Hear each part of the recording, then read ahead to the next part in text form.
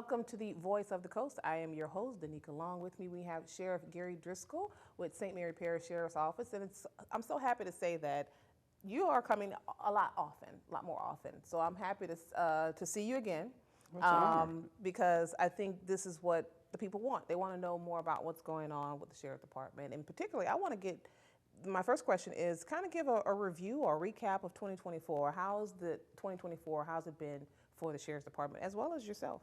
2024 has been a good year.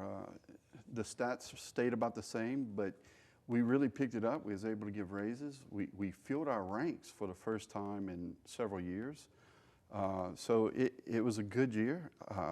Right now we're still hiring because we put on additional people. We made a new Marine Division personnel, narcotics agent and a detective, and we're looking at other spots to fill. So we're one of the lucky departments around to be filled and continue to hire. Financially, where are you guys? We're doing great financially. This year we finished again about 1.2 million in the black, and it's just being smart, looking at what you need and not necessarily what you want. And everything that we've been purchasing is to help the deputies do a better job. So we're going to continue to look for ways to do better. Speaking of purchases, what are some of the latest equipment that the Sheriff's Department has purchased? Well, now we have AEDs, the automatic defibrillators. We've noticed that more drug users are passing away, or anybody, and with them being in our units, the men and women at the Sheriff's Office has already been trained on them. They're in the units, they're ready to go, and a lot of times we're the first one on the scene because we're so close already. And if we can save a life, that is a great thing for us. And so we have purchased about 32 of those for all the units, all the patrol units and Marine divisions. Okay. So we're hoping things like that will come into play and again, save a life. Now, you're talking about first responders, you're right. I'm noticing, and I've talked to some of our fire chiefs, and they're showing up, and they're beyond just fighting fires, they are on medical calls. And I'm noticing even the police, the Sheriff's Departments are showing up and rendering aid. They're not just on standby, they're actually rendering aid. Is that something that the officers are ready for? Because you're out there fighting crime, you're out there doing other details, and now this is just one more task for them to do. Absolutely, they're ready. They've been trained. Every year we train on things like CPR, and now they're trained on these AEDs. And the firemen, you're absolutely right. They've been God sent. They work their tails off, and they work so close with law enforcement. Everybody is taking a bigger step and a bigger role into saving lives. Yes, and because I think we talked about ODs. So what is it, Narcan? Narcan. Narcan. So you guys are carrying quite a lot. It those, is. Those units are, you got all kind of life-saving equipment in there. Yeah, years ago, you never would think, we're carrying Narcan. You have your flashlight, your baton, yes, things of that nature. And now it's Narcan, and we have saved some lives using Narcan. So it's another great tool to have. And again, we're not out there just to patrol and arrest. We're out there to help the citizens and service them, in any need and anything that's necessary. Right.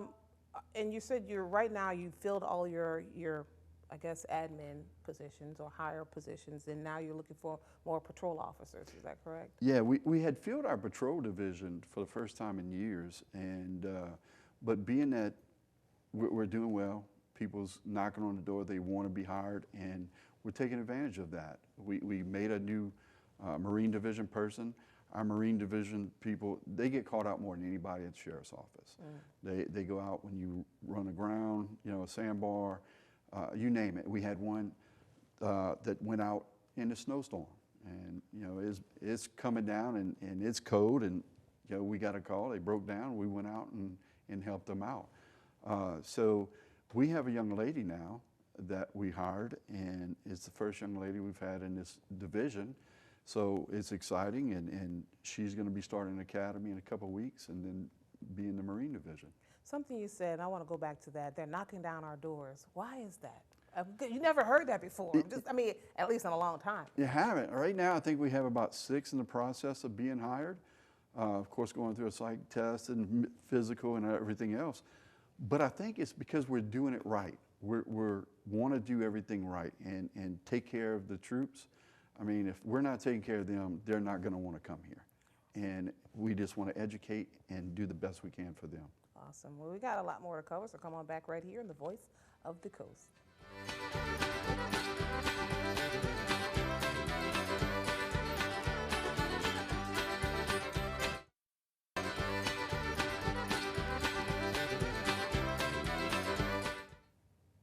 Welcome back to the Voice of the Coast. Let's get right back into it. My guest is Sheriff Gary Driscoll with St. Mary Parish Sheriff's Office. Good and the bad and the ugly, all right? That's what we talk about on this show. And knock on wood, everything. We never want to see anything like this happen, but it could. Active shooting, training, you guys do that often.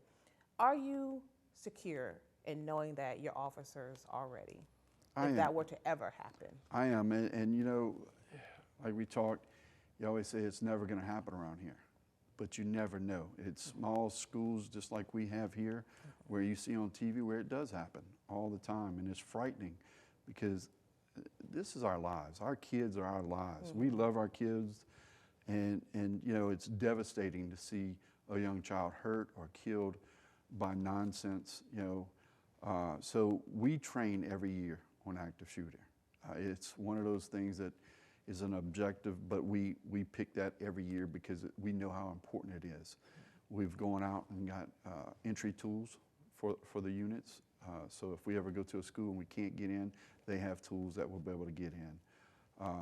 Things of that nature. And we train every year with other departments, fire departments, Acadian Ambulance, and we do one active shooter drill.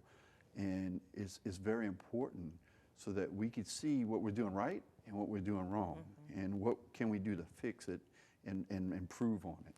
Now, this might be a little heavy to talk about, but do you kind of look at, because the videos are always public most of the times after those situations happen, do you look at video or even news media articles and say, oh, this is what they did wrong, or this is what they could have done better? Absolutely, we do it. We watch the news and everything, and we see what other agencies do. And it's not that we're trying to tear them apart, but we're trying to learn from other people's mistakes so that we can be better and do it right. And unfortunately, you know, there's been times that law enforcement hasn't done it right. So. Well, adrenaline, I'm sure, is pumping, and I don't know if I could do it, but you guys have the training to do so. And something you told me, and I'm like, oh, why haven't we thought about doing that before? You guys have keys to local schools now. Like we do. We do. You would have thought that would be the first thing that people would do, have the keys for law enforcement. I agree. All the departments have keys, what I understand now. We just got ours, and you know, it unlocks all the schools, which is definitely a benefit to us if something happens. Like I said, if we can't get into a school, we can't help. So that's why we did the entry tools, and the school board is taking the initiative to give us keys as well. And it really is, like you said, it's a all hands on deck, and that's including the school board too. Absolutely. I mean, something like that happens, every department around is going to respond. Fire departments, Acadian Ambulance, every police department, we're going to work together.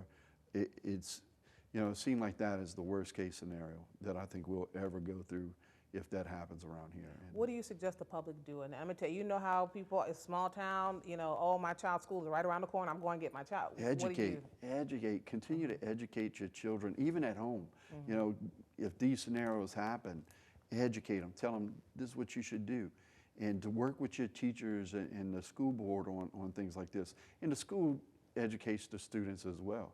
They do their drills, and you know, it's drills you never want to, you would never think you'd have to do. You know, when I was in school, we never had drills like that. But it's heartbreaking to see those drills and what those kids go through and what they're taught, you know, to defend themselves. Yeah. So. Well, I remember, I think the fire department always says have a drill for home, right? If a fire were to break out now, you just got to add another drill if something happened at school. Absolutely. Okay. Absolutely. All right. Well, with all of that you guys deal with, I mean, that has to take a toll on your mental health. What is it that the department does internally, to kind of help in situations where an officer may be overwhelmed? Mental health is something very important to me. Back in my day, we didn't have that opportunity. But we have people in play now that will get with our deputies and officers if they need help. We also have a psychiatrist on board that they are able to go anytime, day or night, or whenever they're needed, and they have taken advantage of that. I want to talk a little bit more about that, but we're going to take a short break and we'll come back because mental health is very important. It doesn't get talked about enough. And I know in your line of work, it's tough. So let's get on back here after these messages.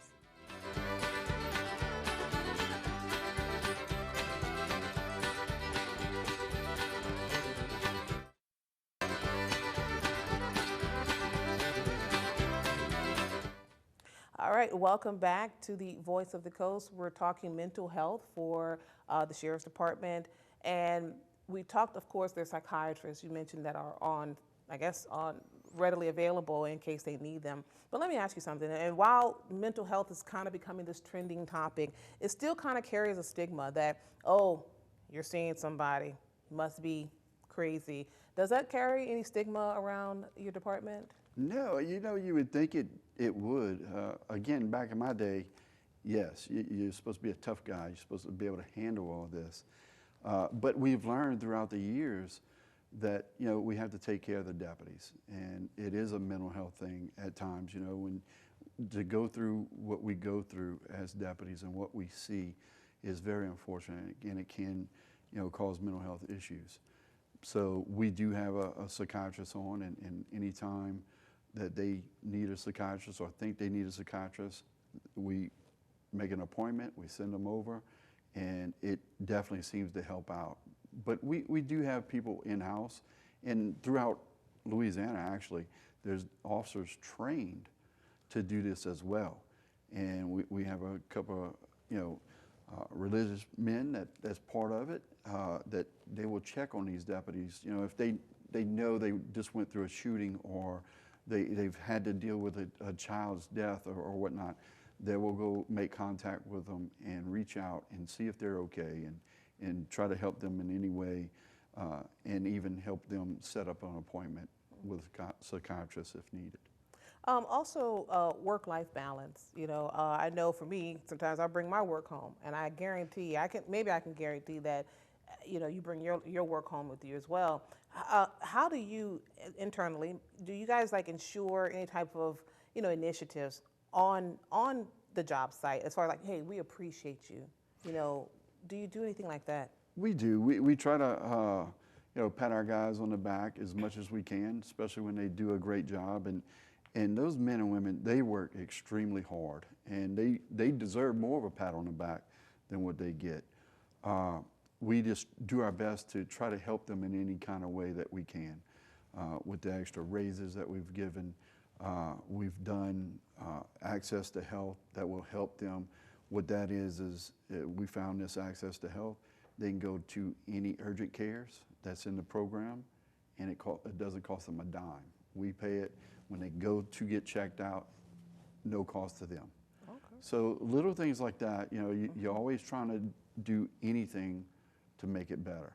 Cool. Every once in a while, we'll cook for them and things of that nature. You're not going to invite your girl? Well, yeah, next time I'll make sure you get an invite. All right, y'all heard it here. I like pastalaya, jambalaya. I know that's what y'all do often. yeah, they love the pastalaya and jambalaya. Usually on stuff like that, it might be chicken stew. Right. You never know. It could be hamburgers, but it's just, an opportunity for us to get together and hang out with each other.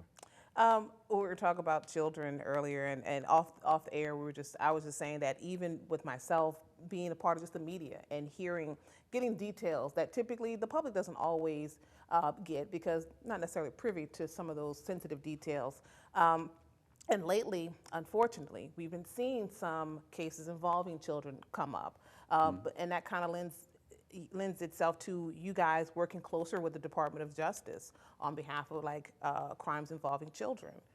Just recently, you signed an MOU. A memorandum of understanding with them. Kind of tell me about that collaboration. Well, they come to us, and it was us and several other local departments, and they explained to us that they get, outrageous number of complaints every year, and it's difficult for them to even attempt to look into all these. So we definitely jumped on board, and we're going to be assigning 1 or 2 people to that, and they're going to be working with them and investigating internet crimes involving children and things of that nature, so that we can stop that, because we see way too many incidents involving children and pornography and things of that nature. Well, we've got one more segment to go, so come on back right here on The Voice of the Coast. And in the meantime, make sure to subscribe to us on Facebook. We are KWBJ TV 22.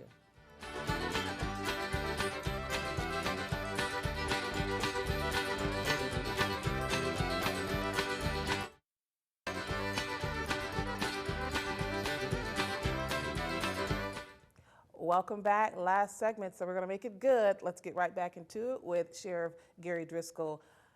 I pass by this all the time. I'm sure everybody passes by. If you go on east or west, you see that big sign that says future site of the St. Mary Parish Sheriff's Office on 90 in Centerville. What's the update? Because I'm just anxiously waiting. I'm waiting to see some dirt. I'm waiting to see something. What's going on we're with excited. that building? We're pushing along too. We just recently had a meeting with ARL, which is the company that won the contract, and our architects. And right now we're working on a contract to sign with them to get it going. And I have no doubt we'll have that signed within the next week or 2 before the end of the month. I guarantee it. And then after that, it'll start on the building, soil testing and elevation and things of that nature. And hopefully we'll be in it sometime in 2026. Let me go back a little bit, because folks are probably like, what are you talking about? If you should have been following us. We talk about this all the time.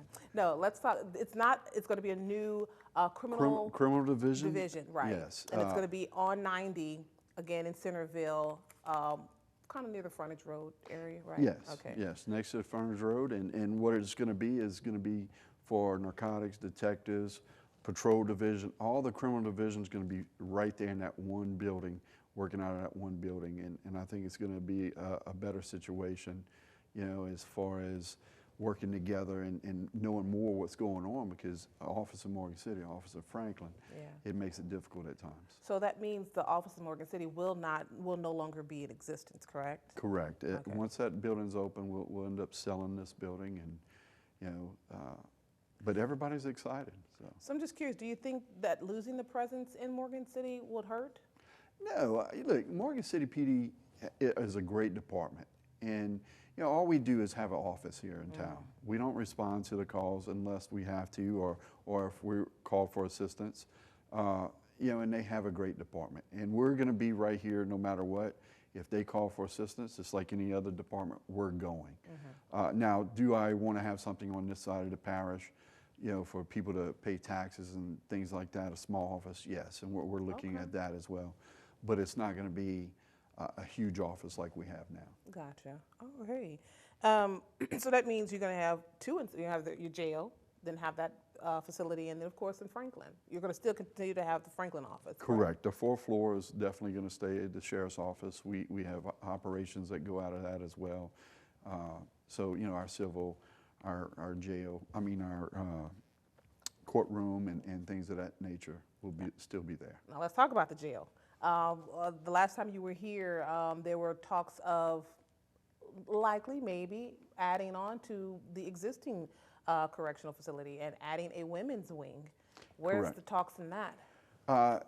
The ball is right now is in the parish's court, and I know our president, Sam Jones, definitely wants to get that done, and I know they're working on that.